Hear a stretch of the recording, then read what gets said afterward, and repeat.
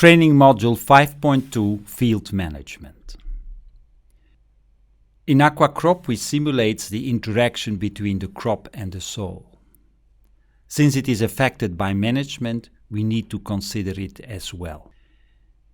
In this PowerPoint we focus on field management, and the objective is to know the required field management parameters. The parameters vary with the type of field management. In AquaCrop we consider various types of field management. Field surface practices, application of mulches, and then the effect of soil fertility. Let's start with field surface practices. Before explaining the practices which affect surface runoff, let's first discuss how AquaCrop estimates surface runoff. Surface runoff is the part of the rainfall that does not infiltrate, but is lost by surface runoff from the field. Surface runoff in AquaCrop is simulated by means of the curve number method from the Soil Conservation Service of the Department of Agriculture of the United States. It assigns a curve number, a CN number, to a particular field. And that depends on the land characteristics. What's the soil type, what's the infiltration rate, what is the slope, land use, soil cover, and so on and so forth. In AquaCrop, we consider the infiltration rate to determine the curve number. The curve number will be low, 46, when the infiltration rate is high. These are the soils which belongs to group A. If the infiltration rate of the soil is lower, the curve number increases, which will generate more runoff. Here we see a graph which relates rainfall with surface runoff. So let's look, for example, at a sandy soil which has a high infiltration rate, belongs to hydrological soil group A, and has a curve number of 46. When there's a rainfall of 20 millimeters, surface runoff is 0. However, when we have a rainfall of 40 millimeters, the surface runoff is still very limited to about 2 millimeters. So only a teeny fraction of the rainfall is lost when the soil has a high infiltration rate. On the other hand, if we consider a clay soil, for example, one belonging to hydrological soil group D, with a low infiltration rate, the curve number will be 77. Already, for a rainfall of 10, you lose 1 millimeters of water. If the rainfall is 20, you might lose already 3 millimeters of water. And if it is 40, then the loss will be more than 10 millimeters. So the surface runoff depends on the soil type. The surface runoff depends on the soil type, it is the curve number, and the amount of rainfall. There is always a certain amount of rainfall which does not generate runoff. This amount will be small for soils which has a high curve number and large for soils with a low curve number. Now that amount which does not generate runoff, it varies with the wetness of the topsoil. If the soil is wet, then AquaCrop will adjust the curve number in such a way that there is more surface runoff and that the amount which does not generate runoff becomes smaller. On the other hand, when the soil is dry, then more water can be stored in the topsoil and the curve number drop down. Given the infiltration rate, AquaCrop will select a curve number, but that curve number will vary in function of the wetness of the soil. Let us first look at the soil characteristics where a curve number is assigned.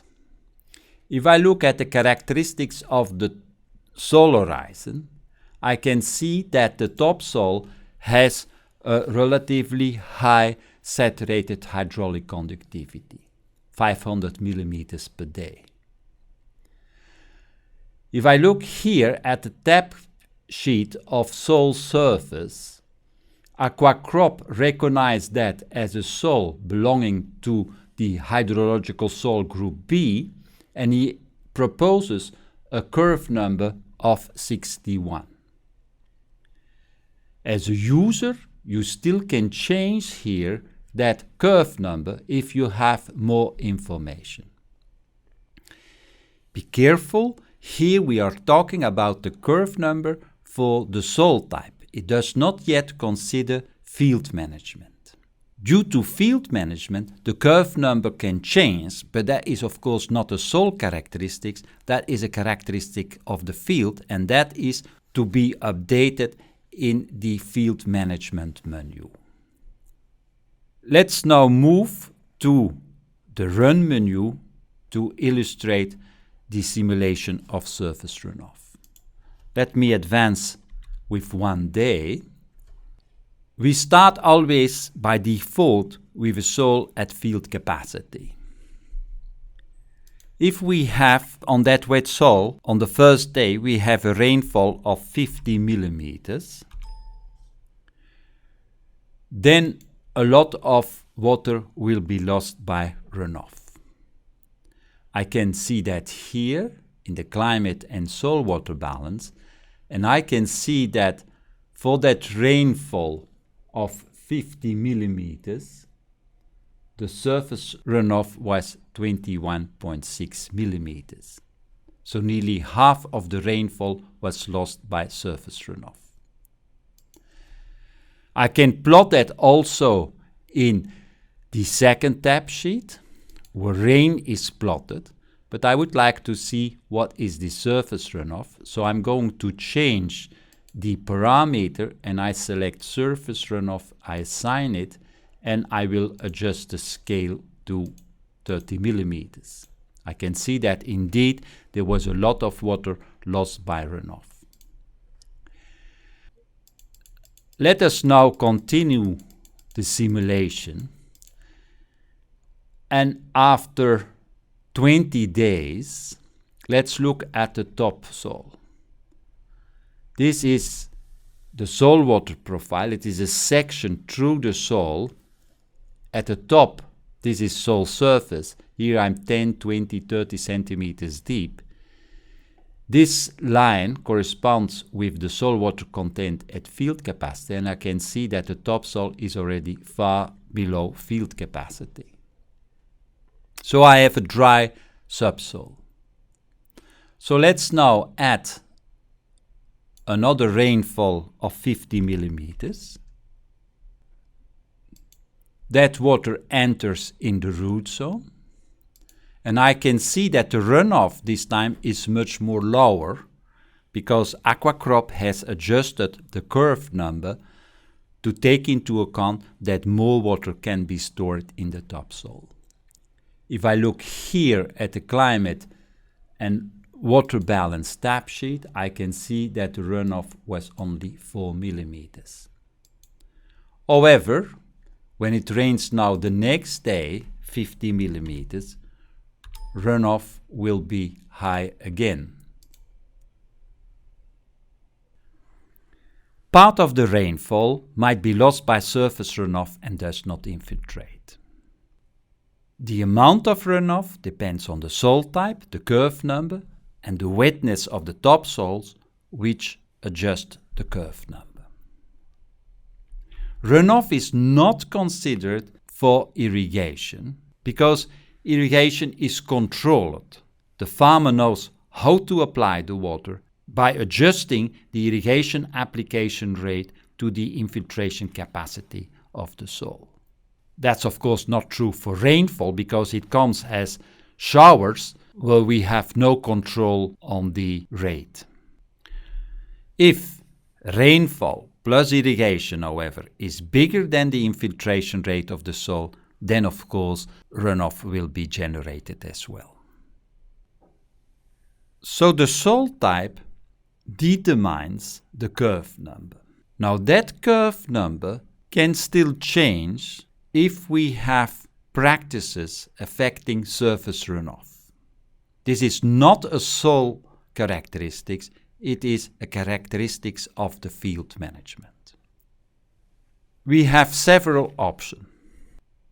The first option is field surface practices do not affect surface runoff. So the surface runoff is only based on the soil profile characteristics. If, however, field surface practices affect surface runoff, we have to select the second option. Let me show you that in AquaCrop. In the soil profile, we have assigned a curve number based on soil characteristics. This curve number, however, might need an adjustment due to field management. That adjustment is done by selecting the field button in the main menu and then by updating the field management. Adjustment of the curve number is done in the tab sheet Field Surface Practices. The default is that the field surface practices does not affect the surface runoff. As such, AquaCrop will estimate surface runoff with the curve number of 61, which is the one linked to the soil profile. However, if field surface practices affect surface runoff, I have to select this radio button. And here I can either increase or reduce the curve number with a certain percentage by considering the crop type, the treatment, and the hydrological conditions. By how much you have to increase or decrease, AquaCrop offers guidelines for this adjustment of the curve number. By clicking on the Guide to Adjustments, AquaCrop will help you with the adjustment. The first thing to do is to select the crop type. Row crop, small grains, closed seeds, or broadcasted legumes, and so on and so forth. Let's assume we have row crops. Depending on the hydrological conditions, poor or good, the adjustment for hydrological soil group B, to which your soil belongs, are either an increase of 15 or 5% of the curve number. More details are given here. Is the crop planted in straight rows, which will of course increase your surface runoff and can be up to 20% if you have poor hydrological conditions on the field. If we have plowed the field along the contour lines, then the adjustment is only 15 or 5%. So let's assume that we have plowed along the contour lines and that we have good hydrological conditions in the field. So we select 5, and by returning to the previous menu, the increase of 5% will be accepted, and the curve number is updated from 61 and is now 64, which is an increase of 5%. Another adjustment is required if the field surface practices prevent surface runoff, such as tight ridged, closed-end furrows. This field is irrigated by raised beds in a basin. When it rains, surface runoff will end up in the furrows, but since these are closed furrows, surface runoff is inhibited. A final option are the presence of soil bunds around the field, like in rice fields. Those soil bunds will not only prevent surface runoff, but allow also to store excess water on the top of the field. So rain and irrigation water will be stored on top of the field.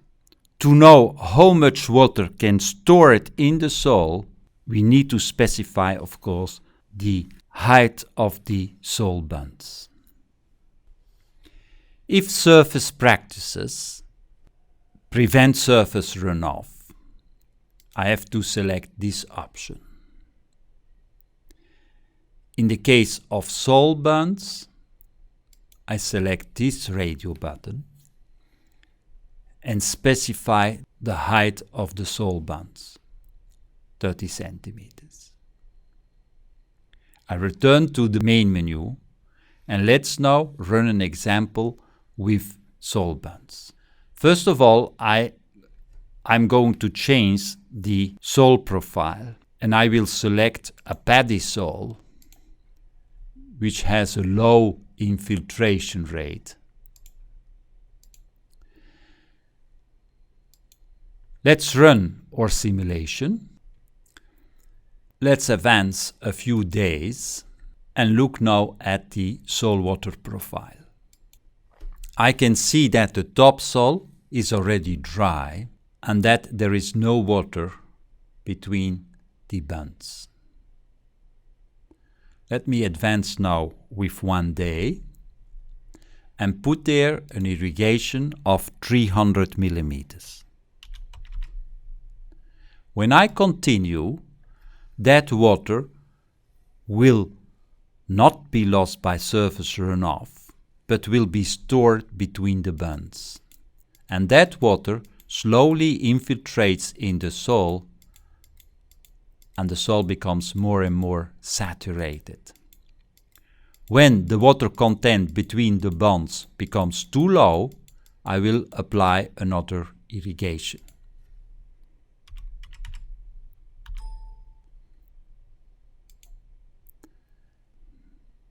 And I can continue the simulation. When I look at the AquaCrop soil, I can see that the crop does not transpire and hence does not grow anymore. That is of course the result of waterlogging, which result in a 100% transpiration stress. And that is because of course most crops cannot grow on flooded soils. So let's select rice as a crop.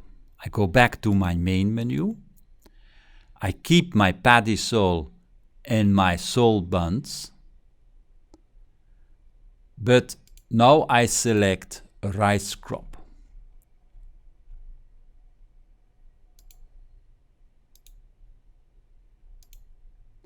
If I run now my simulation again,